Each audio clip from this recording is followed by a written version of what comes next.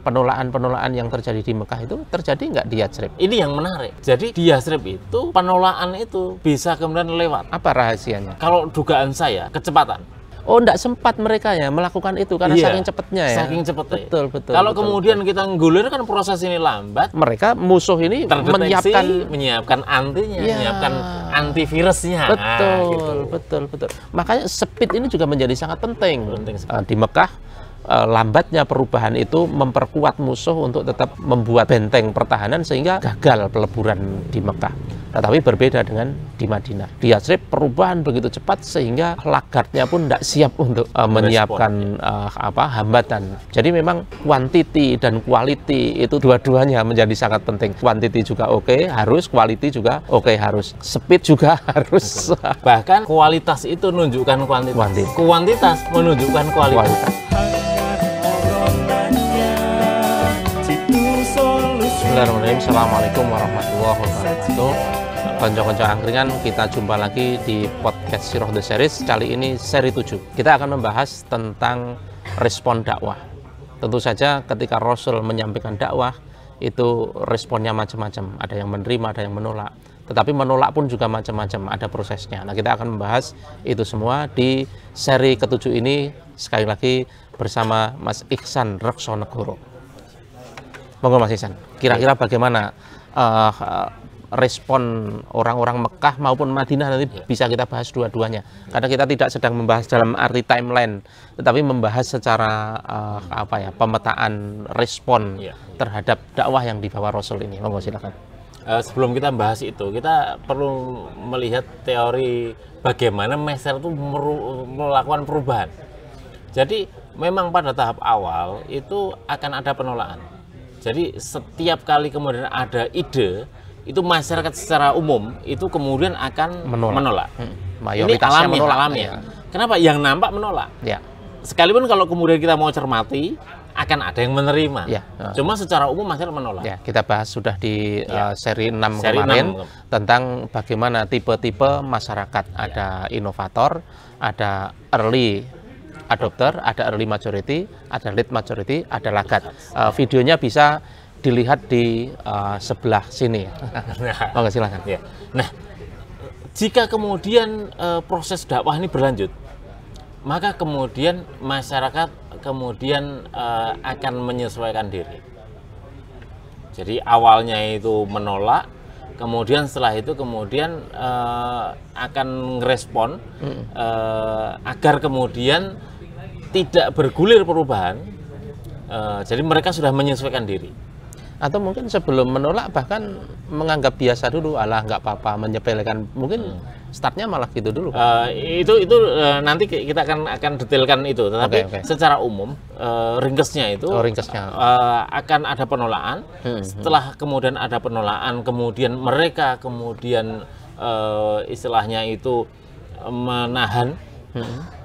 Dalam artian tidak bisa lagi menolak, tapi kemudian ini bagaimana disesuaikanlah, diatur. Kalau kemudian perubahan itu terus bergulir, maka mereka akan mempelajarinya. Sampai kemudian mereka akan bisa menerimanya. Jadi kalau tahapannya simpelnya gitu, sehingga kalau kemudian di dalam tahap awal dakwah itu ada penolakan, itu sesuatu yang sunatullah. Sunatullah. Baik kemudian ngajak baik atau ngajak buruk ya, sama. Betul. Nah, ketika kemudian kita melihat respon dari masyarakat Mekah bagaimana, secara umum itu mereka menolak. Tetapi pada saat awal sekali, kan tidak setiap gerakan itu kan dinilai besar. Ya, betul. Penilaian ini paling juga nanti akan hilang. Ya. Maka kemudian mereka tidak melihat ini menjadi sesuatu yang penting. Ya. Tetapi ketika kemudian ini sudah menjadi gerakan bersama, maka kemudian rame-rame dilakukan diwaspadai, diawasi, kan. Nah, sehingga ada perubahan respon. Ketika kemudian orang-orang musyrikin itu mengetahui ternyata ada pengikutnya, dan pengikutnya itu bertambah, kemudian mereka melakukan aktivitas sekalipun aktivitasnya rahasia, akhirnya mereka tahu. Kenapa? Karena terbuka. Jadi respon itu pun sudah ada sejak meskipun dakwah masih rahasia sebenarnya ya. Bahkan sebelum digulirkan ke dakwah ke orang lain, Iya, sudah itu ada sudah respon. ketahuan. Kenapa? Berita bahwa Rasul mendapatkan wahyu itu sudah beredar. Betul, Dan tidak dirahasiakan, tidak ditutup. Betul, gitu loh. betul. Tidak kemudian ini masyarakat belum siap, maka kemudian jangan sampai berita ini Sampai tersebar. enggak begitu ya. Tidak begitu. Betul. Jadi secara alamiah kemudian berita itu Tersebar. bahwa Muhammad SAW itu kemudian mendapatkan wahyu. Itu yang tahap pertama. Oke. Namun kondisi yang sebelumnya bahwa ini nanti akan hanya gerakan personal, kalau bahasa sekarang gerakan superhero, Oh iya, betul. ya, betul. gitu. Itu kemudian nanti akan hilang. Ya. Justru yang gerakan-gerakan superhero itu sudah dipastikan hilang. Mau sendirian. Betul. Nah, ketika kemudian mereka melihat bahwa Rasul itu kemudian mengorganisir, membuat gerakan bersama, mereka baru kemudian menghambatnya. Nggak bisa main-main ini Nggak kalau bisa sudah seperti main-main. ini, ya. Nah, langkah apa yang kemudian mereka berikan? Langkah pertama itu adalah langkah personal. Oke. Jadi orang-orang yang sudah masuk Islam dipaksa untuk keluar. Untuk keluar, iya. Dengan cara apa? Diintimidasi. Oke. Sampai titik diseksa. Itu masih termasuk langkah personal ya sebenarnya. Langkah itu ya? personal. Oke. Sehingga ini hanya menyelesaikan urusan-urusan orang-orang yang sudah. Oke. Kenapa? Jumlahnya juga nggak banyak. Betul. Sekitar paling ya 40-an, Ya. 50-an lah. Sehingga masih bisa diselesaikan. Diselesaikan secara personal. Betul. Cuma mereka yang kemudian tidak mengetahui bahwa terjadi proses perubahan di dalam pola pikirnya. Sehingga langkah Untuk personal itu pun personal tidak tidak bisa. bisa. Betul. Kenapa? Masih terus ada yang kemudian masuk Islam. Oke. Tandanya itu ya. Ya. Nah, langkah selanjutnya apa? Mereka kemudian menutup pintu agar orang-orang itu tidak bisa menerima atau takut menerima. Oke. Maka propaganda terkait dengan penyiksaan itu juga kemudian terbuka, orang-orang tahu. Agar apa? Agar khususnya takut. Yang belum late masuk. majority Oke. takut. Ya, betul. Early majority Takut. Betul. Tetapi kalau hanya ini saja masih terus bergulir. Betul. Maka mereka kemudian melakukan tindakan-tindakan menyebarkan informasi-informasi yang propaganda keliru, salah gitu ya. salah. Oke. bahwa ini sesat, ini akan membawa ke arah keburukan. Ini yang kemudian dijual ke masyarakat. Betul. Oke, respon apa tadi berarti personal.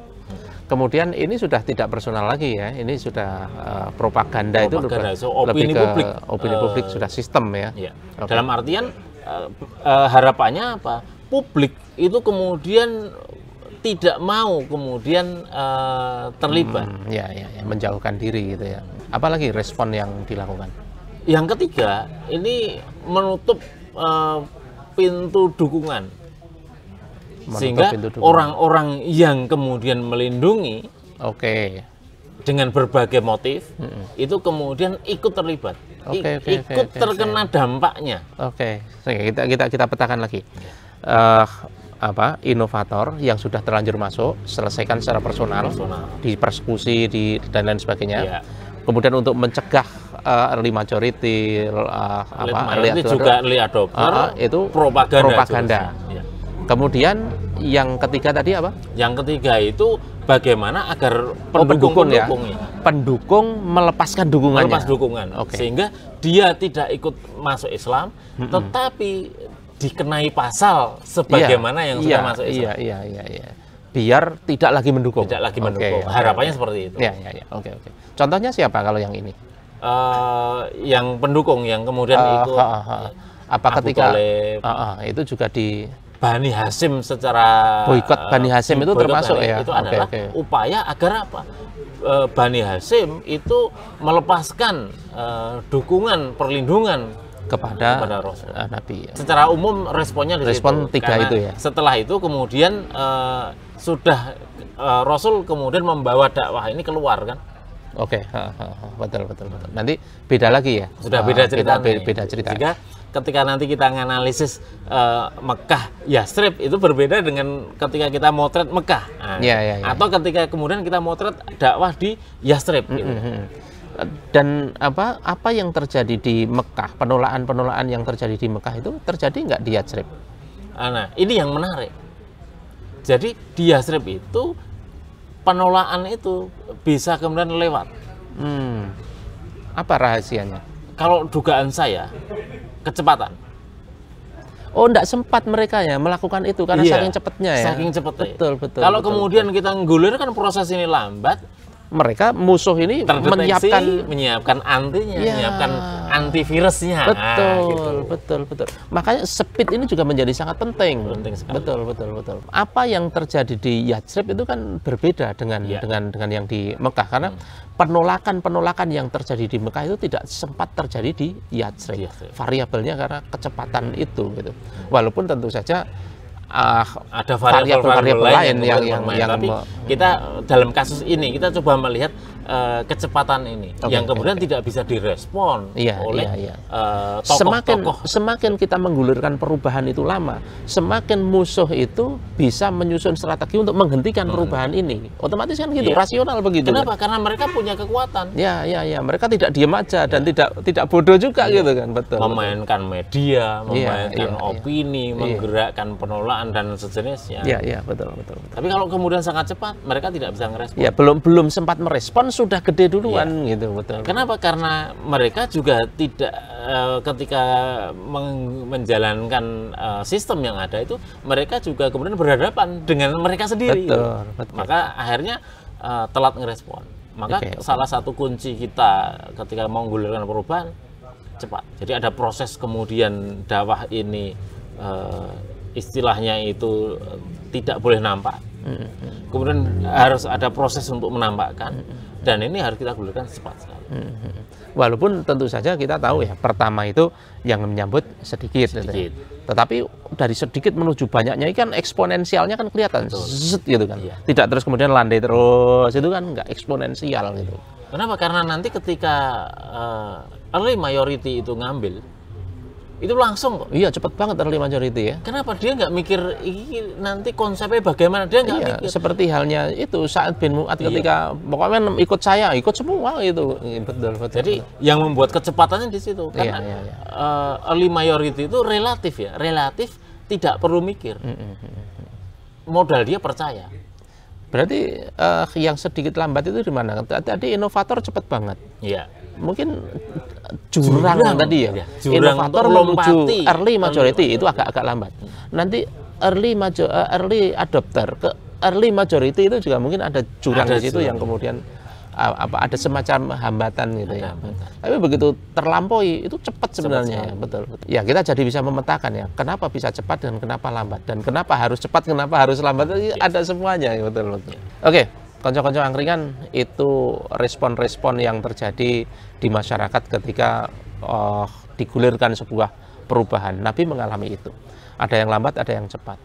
Di Mekah, lambatnya perubahan itu memperkuat musuh untuk tetap membuat benteng pertahanan sehingga gagal peleburan di Mekah.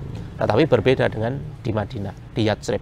Di Yatsrib perubahan begitu cepat sehingga lagardnya pun tidak siap untuk menyiapkan hambatan dan kemudian perubahan benar-benar terjadi. Jadi memang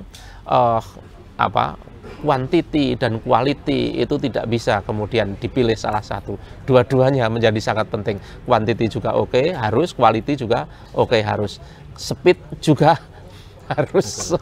Bahkan kualitas itu menunjukkan kuantitas. Kuantitas menunjukkan kualitas. Betul. Jadi kuncinya di situ. Mungkin perlu kita bikin satu episode sendiri membahas itu. Boleh. Konco angkringan, kita jumpa lagi nanti di seri berikutnya tentang podcast Sirah The Series yang kita membahas dakwah Nabi bukan dari sisi sirah yang biasa, tetapi dengan analisa-analisa dakwah yang luar biasa. Angkringan dakwah, alhamdulillah, jos. Assalamualaikum warahmatullahi wabarakatuh.